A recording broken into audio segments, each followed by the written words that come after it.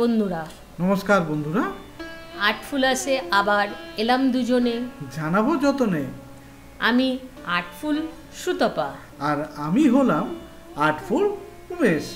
এতক্ষণ বন্ধুরা দেখছিলেন বাংলা তথা সারা বিশ্বের অতি জনপ্রিয় পটচিত্র গান। এবার বন্ধুদের জন্য বন্ধু আপনাদের নিয়ে যাব আমরা এবার পটচিত্র গ্রাম। এই পটচিত্র গ্রাম আমরা চলেছি মুম্বাই রোড হয়ে পিংলা, পশ্চিম মেদিনীপুরের নয়া গ্রামে। এই দেখো পৌঁছে গেলাম পটচিত্র গ্রাম। আর কি সুন্দর পটচিত্র গ্রামে আমাদের ওয়েলকাম করা হলো। এই পুরো গ্রামটাতেই, পিংলার এই পুরো গ্রামটা নাম নয়া। এখানে পটচিত্রকরেরা থাকেন, প্রায় 200-র উপরে পটচিত্রকর ও তাদের পরিবার। আর প্রত্যেকেরই পেশা হচ্ছে পটচিত্র। রিয়েলি এই পটচিত্র মানে হচ্ছে একটা পট বা কাগজের কিছু উপরে। আরে দাঁড়াও দাঁড়াও, আর্টফুল সুতপা, দেখছো ওয়ালে কত সুন্দর সুন্দর চিত্র আঁকা আছে। এটাই তো পটচিত্র, বাংলার গর্ব এখানেই। ওনারা প্রত্যেক জায়গায়, বাড়ির দেওয়ালে, কখনো দরজায়, কখনো কাপে, কখনো শাড়ি বানাচ্ছে, প্রত্যেকটাই ওর পটচিত্র এরা করে। রিয়েলি দেখো এটাই হচ্ছে পটচিত্র। এইগুলোকে বলি আমরা পট। এটা হচ্ছে পট। এখানে যে আঁকাগুলো হচ্ছে সেটা চিত্র। আচ্ছা, পট মানে একটা কাগজের বা ফ্যাব্রিকের হতে পারে, বা কাগজের, এখন ওনারা ব্রাউন পেপারের উপরে বানায়, আগে কাপড়ের উপরে বানানো হতো। আচ্ছা, তারপরে এই আঁকে, ওনারা নিজেরা আঁকে, কালার করে, প্রত্যেকটা কালার ন্যাচারাল কালার। সত্যি। আর আর্টটা দেখো, এটা কিন্তু ইউনিক, আমাদের পশ্চিমবঙ্গের নিজস্ব ঘরানা বলতে পারো। আর পটচিত্র গান, যে গানগুলো হয়, ওনারা যে গানগুলো করে, এটা একমাত্র পশ্চিমবঙ্গে পাওয়া যায়। পটচিত্র উড়িষ্যাতেও আছে, বাট ওখানে গান করে আঁকা হয় না। হ্যাঁ, ওরা যখন পটচিত্র দেখায় আঁকাগুলোই এত সুন্দর হয়, তাতেই মানুষ বুঝে যায়। কিন্তু আমাদের এখানে একে একে বোঝানো হয়, তাই না? বেঙ্গলের শিল্পী, বেঙ্গলের আর্টিস্টকে আমরা নমস্কার জানাই। এই যে আমরা আজকে যে পটচিত্রকরের বাড়িতে এসেছি, আমরা এসেছি বিখ্যাত পটচিত্রকর শ্রী চন্দন চিত্রকর তার বাড়িতে। আর যে ড্রয়িংটা করছে চন্দন চিত্রকরের সুযোগ্য কন্যা পারুল চিত্রকর। হ্যাঁ, উনি আমাদের একটা মাছ 5 মিনিটসের মধ্যে করে দেখালো, অনলি তুলি দিয়ে, পেন্সিল না, ডাইরেক্ট তুলি দিয়ে এই মাছটা ও আমাদের করে দেখাচ্ছে। হ্যাঁ, ও বলছে কোনো পেন্সিলে কোনো ইউজ করা হয়নি। আর বলছে এখানে যে আঁকাগুলো ও কোনো ড্রয়িং স্কুলে শেখেনি, ও বাবা মার কাছ থেকে শিখেছে। আর ওর মাকে যখন আমি জিজ্ঞেস করি যে আপনি কোথা থেকে শিখলেন, ও বললো আমি আমার বাবার কাছ থেকে শিখেছি। মানে জেনারেশন পর জেনারেশন এই পটচিত্র শিল্পতেই এরা নিজেকে পুরো ঢেলে দিচ্ছে। আর একটা ব্যাপার হচ্ছে, এই পটচিত্র এখন কিন্তু খুব একটা পপুলার হয়ে গেছে। কিছু এনজিও, রাজ্য সরকার, কেন্দ্র সরকারের সহায়তায় আজ সারা বিশ্বেই পটচিত্র একটা আলাদা জায়গা করে নিয়েছে। আর পশ্চিমবঙ্গের পটচিত্র জিআই পেয়ে গেছে সারা পৃথিবীতেই, তাই এই পটচিত্রের একটা আলাদা মান আছে। আর আমাদের এটা জেনে খুব ভালো লাগলো যে এই যে গানগুলো ওরা করে, এই গানের কিন্তু কোনো স্ক্রিপ্ট নেই। হ্যাঁ, এটাও একটা নেচার গিফট। আর আগেকার এই এখনকার জেনারেশন, আগের জেনারেশন ওরা কিন্তু লেখাপড়া জানে না, কেউ লেখাপড়া জানে না, কিন্তু কি সুন্দর গান করে। কি হ্যাঁ, সত্যি। আর এখন ওনারা মানে পটচিত্র শিল্পকে সব জায়গায় নিয়ে যাচ্ছেন। দেখুন, গেঞ্জির উপরে পটচিত্র এঁকে গেঞ্জিটা রূপই চেঞ্জ হয়ে গেছে। হ্যাঁ, আবার ছোট ছোট কুলোতে করছে, কুলোতে এঁকে কাটছে, কিন্তু এই পুরো কাজটা করতে বলছে একদিন সময় লাগে, এইরকম হাতে এঁকে এঁকে। আমরা কথা বলতে বলতে 5 মিনিটের মধ্যে পারুল মাছটাকে এঁকে দিল। যেমনি জ্যান্ত মাছ এখনই তেলে ভাজা হবে। তাই এবার চলুন বন্ধুরা, আমরা অনেক কথা বলেছি, আমার মনে হয় এত কথা না বলে আজ শুধু মন দিয়ে পটচিত্র গান শুনি। আসুন, বাঙালিদের গান আর খাওয়া। মাছ না জানি কোন কালার সাথে মন মজেছে, না জানি কোন কালার সাথে মন মজেছে, সাধের বেলায় যমুনার জল আনতে বলে কে, সাধের বেলায় যমুনার জল। কদম গাছের তলায় আবার বংশী বাজাইছে, কদম গাছের তলায় আবার বংশী বাজাইছে, সাধের বেলায় যমুনার জল আনতে বলে কে, সাধের বেলায় যমুনার জল। চুড়োটি বেঁধেছেন ঠাকুর ময়ূর পঙ্খী দিয়া, আর নানা জাতে ব্রাজের মালা চুড়ে বেড়িয়া, সাধের বেলায় যমুনার জল আনতে বলে কে, সাধের বেলায় যমুনার জল। সরু তলে কৃষ্ণ যে মুরলি দিল টান, শুনে যত ব্রাজের গোপী না ধরে পরাণ, সাধের বেলায় যমুনার জল আনতে বলে কে, সাধের বেলায় যমুনার জল। কেহ নাচে কেহ গায় কেহ বলে হরি, ভাবের ভাবিকে রাধে ভুলাই গড়া গড়ি, সাধের বেলায় যমুনার জল আনতে বলে কে, সাধের বেলায় যমুনার জল। হস্ত মাঝে পুকুর ঘাটে কানাই দেখা দিল, আর কানাই দেখিয়ে রাধে ক্ষমতা নিল, সাধের বেলায় যমুনার জল আনতে বলে কে, সাধের বেলায় যমুনার জল। বাচ্চা প্রেমের গরু বাছুর গরু করে নেব, তোমার মতো সুন্দরী রাধে কোথায় গেলে পাবো, সাধের বেলায় যমুনার জল আনতে বলে কে, সাধের বেলায় যমুনার জল। ওই তো আমার কুচ্চ কোমর, ওই আমার যমুনা, ওই অঙ্গে দেব ঝাঁপ করেছি বাসনা, সাধের বেলায় যমুনার জল আনতে বলে কে, সাধের বেলায় যমুনার জল। কালো কালো বলিস না গো বিশু ভানুরজি, আর বিধাতা করেছেন কালো আমি করবো কি, সাধের বেলায় যমুনার জল আনতে বলে কে, সাধের বেলায় যমুনার জল। কাক কালো কোকিল কালো, কালো চোখের মণি, তা হইতে অধিক কালো আমি নীলিমণি, সাধের বেলায় যমুনার জল আনতে বলে কে, সাধের বেলায় যমুনার জল। এত বলে কৃষ্ণ তখন করে নমস্কার, হাতের বাটিকে বলে হাওড়ে কালো সাপ, সাধের বেলায় যমুনার জল আনতে বলে কে, সাধের বেলায় যমুনার জল। কালো সাপ হয়ে বাসি রাস্তাতে রহিল, বাম পা ধরিয়ে রাধার ডান পায়ে খেলো, সাধের বেলায় যমুনার জল আনতে বলে কে, সাধের বেলায় যমুনার জল। চলিতে চলিতে রাধে ঢলিয়া পড়িল, ওই কৃষ্ণেরই নাম ধরে ডাকিতে লাগিল, সাধের বেলায় যমুনার জল আনতে বলে কে, সাধের বেলায় যমুনার জল। শুনো না গো গো কৃষ্ণ করে না বাসনা, তুমি যে রঙে কালো তোমাকে তো চাই না, সাধের বেলায় যমুনার জল আনতে বলে কে, সাধের বেলায় যমুনার জল। এত শুনে কৃষ্ণ তখন পাল্টা দুই ছাড়ে, সত্য করে বলবো রাধে দিস কত দূরে, সাধের বেলায় যমুনার জল আনতে বলে কে, সাধের বেলায় যমুনার জল।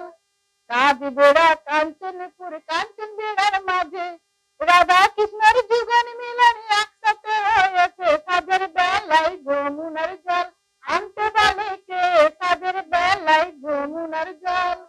না জানি কোন কালার সাথে মন মজেছে, না জানি কোন কালার সাথে মন মজেছে, সাধের বেলায় যমুনার জল আনতে বলে কে, সাধের বেলায় যমুনার জল আনতে বলে কে, সাধের বেলায় যমুনার জল। এই যে কালারগুলো তোমরা কিভাবে করো, এই যে সুন্দর রংগুলো কিভাবে হয়? এর রং এই রঙের পেছনে আমাদের যে হয় ন্যাচারাল কালারের উপর আমরা সবজি কালার লাগিয়ে থাকি। তো সবজি কালার যে আমরা লাগাই মানে ডাইরেক্ট আমরা কাজ করি না। কি হয় আমরা একটা এই যে হলুদ রংটা আমরা কাঁচা হলুদ, আমরা যে হলুদের রংটা আমরা রান্না করে যে খাই সেই কাঁচা অবস্থায় আমরা নিয়ে শিল নড়াই করে বেশ করে পিষে নিই। পিষে একটা নারকেলের মালার মধ্যে কৌটার মধ্যে দিয়ে দিলাম অনেক রস দিয়ে, ওইটাকে আবার আমি কি করি গান হিসেবে যে ব্যবহার করি আমরা ওইটা আমরা বেলে রাখা নিই, ওটা আঠা দিই আমরা যে শরবতটা থেকে গেলে ওটা কাঁচা অবস্থায় ফেলে নিয়ে কি করি তো একটা কলা পাতা বিছিয়ে দিই, বিছিয়ে কাটানি করে আমরা কেটে নিলাম। হ্যাঁ, কেটে দুভাগ করে উগুর করে রেখে দিলাম, ওর রসটা বের হলো, ওর বিচে বের হলো, একটা কাঠে দিয়ে বিচিগুলোকে বের করে পুরো বালতির মধ্যে জল একটু অল্প দিলাম, দিয়ে ওই বিচে রসটা সব বের করিয়ে ভালো করে মেখে নিলাম। মেখে ওই রসটাকে আমরা কাপড় উপরে ছেঁকে নিই, ছেঁকে নিয়ে বোতলে করে আমরা রোদে দিই। বেশ কিছুদিন 15-22 দিন তো রোদ আর শিশির খাবে।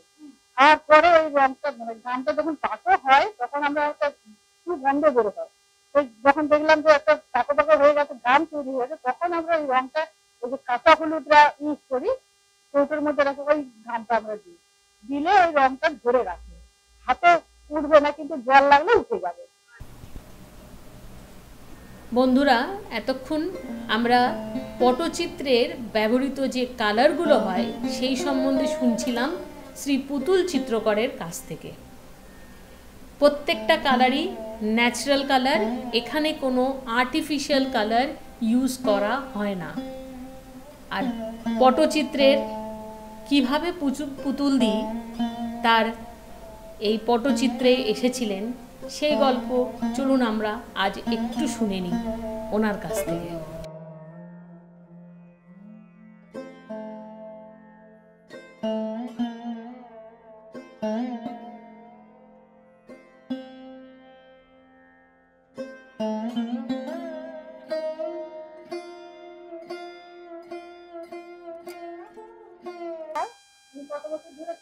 আমি ছোটবেলা থেকেই করছি। হ্যাঁ, আঁকা গাওয়া সবকিছুই করি। হ্যাঁ, মায়ের সাথে। আচ্ছা পুতুলি, এই যে পটচিত্র কত বছর ধরে আপনি করে আসছেন? আমি আমার ছোট থেকে দেখছি বাবা মা করতো, তারপর বাবা পথ দেখাতে গ্রামে গ্রামে যেত, তো মা বলতো মেয়েটাকেও নিয়ে যাবে, কিন্তু প্রচুর খাওয়ার অসুবিধা, ঘরে খাইলে খেতে পাবো না। আমার মা বলতো তুমি নিয়ে যাচ্ছ, মেয়েটাকে নিয়ে যাও, দুটো যদি পরের বাড়িতে যদি নিয়ে খাওয়াতে পারো, দুটো ভাত নিয়ে খাওয়াতে পারো অনেক।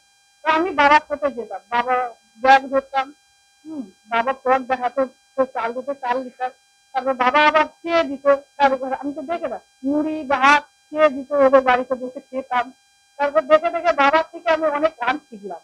বাবা করছে এই যে সাইডে বসে আছেন, দেখে দেখে শুনে শুনে অনেক শিখেছি, ওই যত গান শিখেছি বাবা। ফুটি বাজু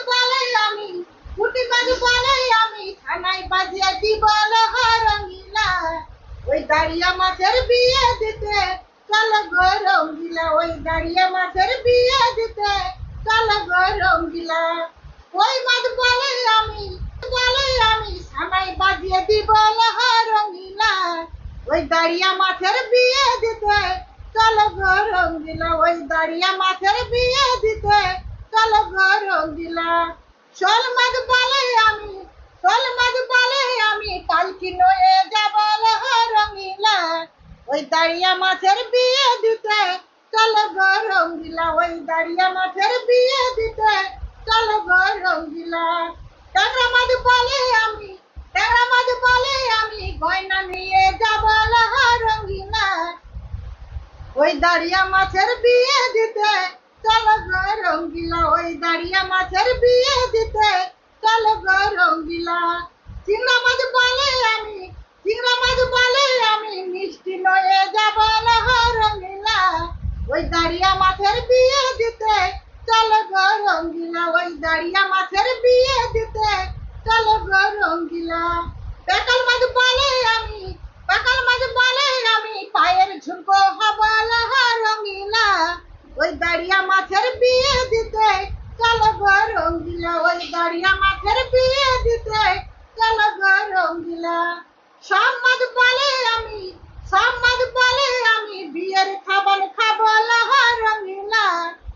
দাঁড়িয়া মাছের বিয়ে দিতে চলো গো রঙ্গিলা, ওই দাঁড়িয়া মাছের বিয়ে দিতে চলো গো রঙ্গিলা। পাবদা মাছ বলে আমি, পাবদা মাছ বলে আমি বরযাত্রী যাবালা রঙ্গিলা, ওই দাঁড়িয়া মাছের বিয়ে দিতে চলো গো রঙ্গিলা, ওই দাঁড়িয়া মাছের বিয়ে দিতে চলো গো রঙ্গিলা। সাইপনাস বলে আমি, সাইপনাস বলে আমি বাবুন হইয়া যাবালা রঙ্গিলা, ওই দাঁড়িয়া মাছের বিয়ে দিতে চলো গো রঙ্গিলা, ওই দাঁড়িয়া মাছের বিয়ে দিতে চলো গো রঙ্গিলা। বোয়াল মাছ বলে আমি, বোয়াল মাছ বলে আমি সব বেটারে খাবলা রঙ্গিলা, ওই দাঁড়িয়া মাছের বিয়ে দিতে চলো গো রঙ্গিলা, ওই দাঁড়িয়া মাছের বিয়ে দিতে চলো গো রঙ্গিলা, ওই দাঁড়িয়া মাছের বিয়ে দিতে চলো গো রঙ্গিলা। একটু আগে পুতুলদির মেয়ে আমাদের এঁকে দেখালো একটি মাছ, তারপরে পুতুলদি এবং পুতুলদির মেয়ে আমাদের নিয়ে গেল মাছের বিয়েতে। আমরা মাছের বিয়ে গান দেখে অবাক হয়ে গেলাম, এত ভ্যারাইটিস অফ মাছ, বাঙালি মনে মাছ আর কিছু না। বাস আমি তো গেলাম মাছ খেতে, শুধু বসে মাছ দেখছে। হ্যাঁ, এই মাছের বিয়ে পটচিত্রের একটি বিখ্যাত গান। আর পটচিত্র দেখতে দেখতে আমরা সত্যি অভিভূত হয়ে গেছি। উমেশ চলে গেছে মাছ খেতে, কি আর করি। আজকের জন্য এইটুকুই বন্ধুরা। অনেক অনেক ধন্যবাদ চন্দন চিত্রকর, পুতুল চিত্রকর, পারুল চিত্রকরকে।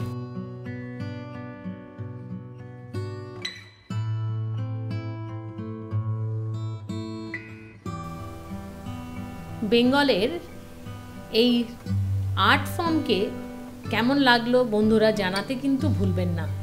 আপনাদের লাইক কমেন্ট পেলে আমরা ইন্সপায়ার হই আরও ভালো ভিডিও আপনাদের জন্য নিয়ে আসার জন্য। তাই বন্ধুদের বলছি, এরকম যদি বাংলার নিজস্ব ঘরানা, নিজস্ব আর্টিস্ট, শিল্পীদের আপনারা দেখতে চান, তাদের সম্বন্ধে জানতে চান, আমরা যেগুলো নিয়ে আসবো আগামী এপিসোডে, তাই চ্যানেলটিকে সাবস্ক্রাইব করুন আর বেল আইকনটি প্রেস করতে ভুলবেন না। উমেশ চলে গেছে খেতে, কি আর করি, আমিও চললাম। আজকের জন্য এইটুক, দেখা হবে আগামী কোনো এপিসোডে। ধন্যবাদ। ধন্যবাদ।